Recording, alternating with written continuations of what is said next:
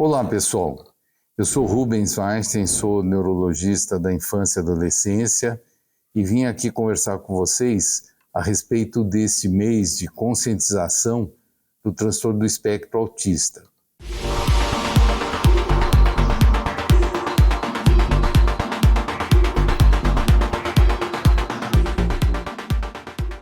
Tenho trabalhado muito tempo, dedicado muitas pesquisas em relação a esse tema, porque nós temos aí dois polos importantes. O primeiro é a identificação precoce do transtorno do espectro autista. Nós sabemos que aqui no Brasil, o último trabalho publicado, ele dá conta que os diagnósticos ocorrem em torno de 4 anos e 7 meses, sendo que pelo critério diagnóstico, o diagnóstico teria que ser feito até os 3 anos. Na outra ponta, a preocupação com o excesso de diagnósticos de crianças, diagnósticos que não foram bem conduzidos, tanto que o Manual de Diagnóstico e Estatística da Academia de Psiquiatria Americana, o DSM-5, publica no ano passado uma normativa em que eles pedem todo o cuidado para que possa ser feito um diagnóstico correto do transtorno do espectro autista. A gente sabe que a identificação do transtorno do espectro autista é clínica, ou seja, ela vai passar pela observação dos diferentes profissionais. Inicialmente, a gente tem profissionais da área médica, como o neurologista, o psiquiatra, mas que é extremamente importante, e isso precisa ficar muito claro, que o diagnóstico não pode ser feito exclusivamente pela área médica, tem que necessariamente ser feito por uma equipe. O ideal da equipe, que seja uma equipe interdisciplinar, que a gente possa contar com diferentes profissionais, cada um com o seu parecer, para que seja elaborado um diagnóstico correto. Então, vamos lembrar que as avaliações clínicas, elas têm que ser sistemáticas e minuciosas. Não podemos deixar acontecer, muitas vezes, uma avaliação clínica feita em poucos minutos, 10, 15 minutos, e já ter um diagnóstico do transtorno do espectro autista. É muito importante que isso possa entrar dentro da conscientização, uma vez que esse é um diagnóstico que tem um certo peso, ou seja, quando a gente fala de dificuldades de inserir todos os indivíduos dentro da sociedade, sempre fica um peso, quer dizer, na verdade, aquele rótulo, que se você tem, se você não tem. Então, nós temos que ter um cuidado aí muito maior em relação a esse diagnóstico final. Além disso, claro, o conceito do autismo ele foi mudando com o tempo. Se a gente pegar lá em 1943 o Leo Kanner, quando ele fala do autismo voltado para si, na verdade, ele estava falando de indivíduos que ficavam isolados do mundo, ele ficaria, vamos dizer assim, presos ali, naquele quadro, e hoje, se a gente pensar o que foi considerado como o critério mais importante para o Kanner, que seria a interação social, hoje a gente já vê que existem outros quadros que têm dificuldade de interação social e não são autistas. Por quê? Porque a categoria 2, o chamado desenvolvimento atípico, os comportamentos atípicos hoje vão ter um peso maior.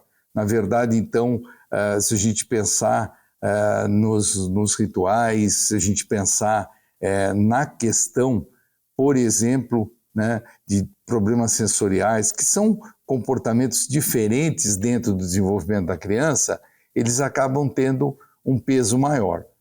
E para que a gente possa organizar esse diagnóstico precoce, nós temos que lembrar o seguinte: os profissionais da equipe vão fazer a sua observação clínica.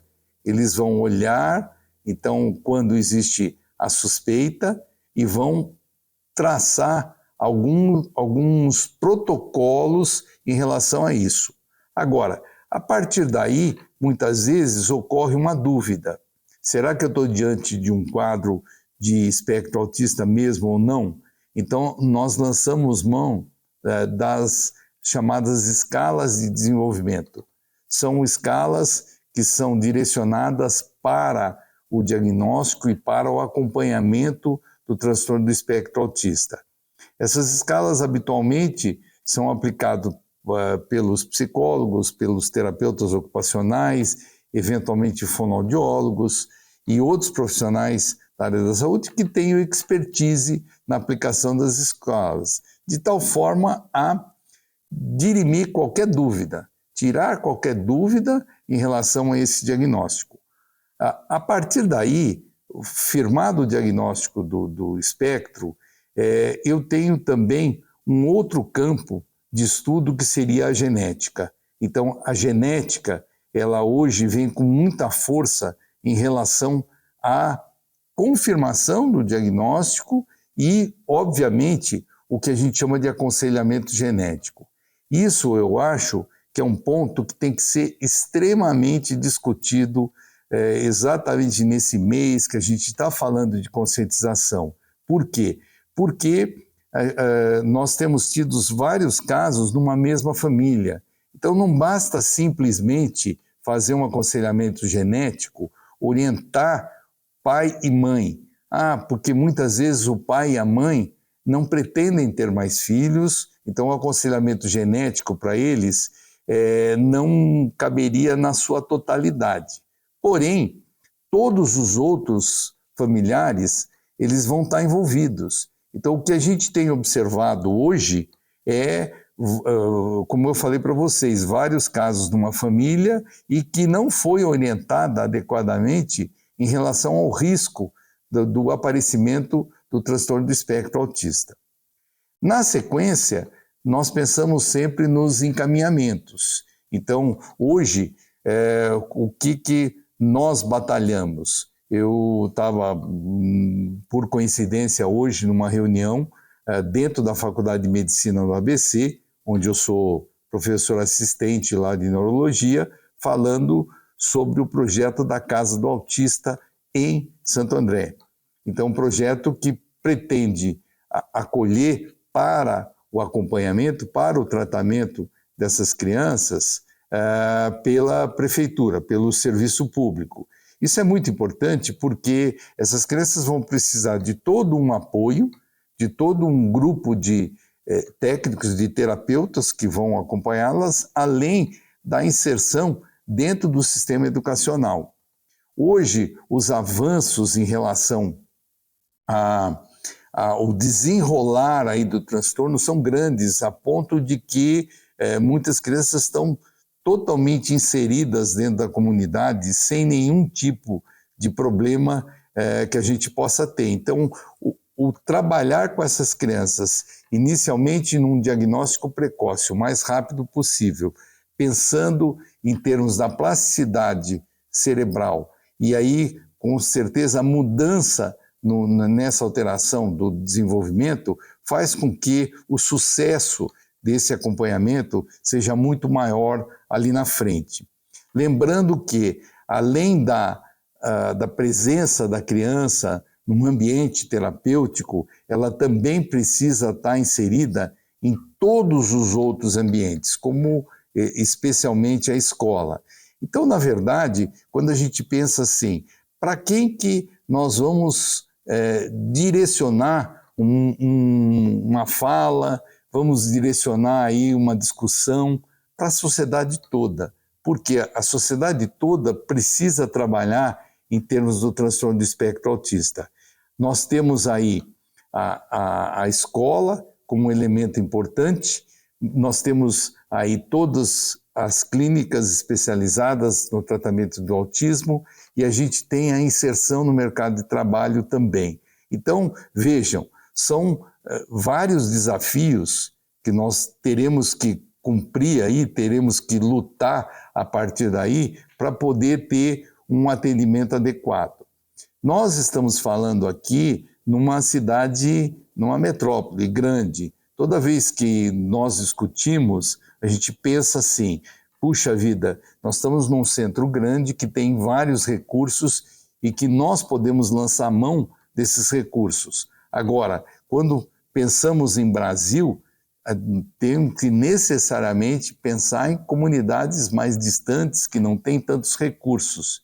De qualquer forma, qual é a importância de desenvolver isso nos grandes centros? Servir como modelo para todas as outras cidades brasileiras.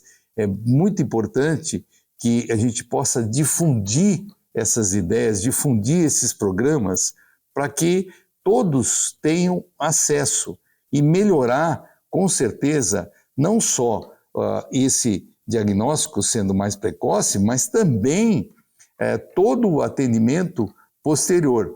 Eu tenho oportunidade de estar em várias outras cidades onde eu vejo a carência de serviços que possam trabalhar nesse sentido. E aí, o que fica para nós?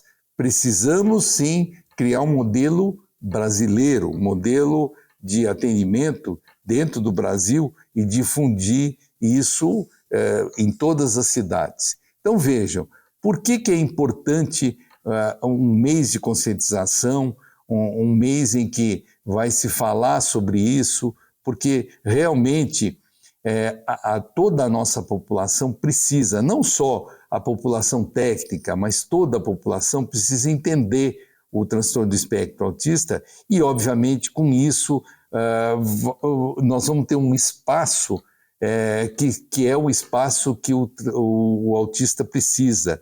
Na verdade, um espaço em todos os setores da sociedade, isso que nós batalhamos.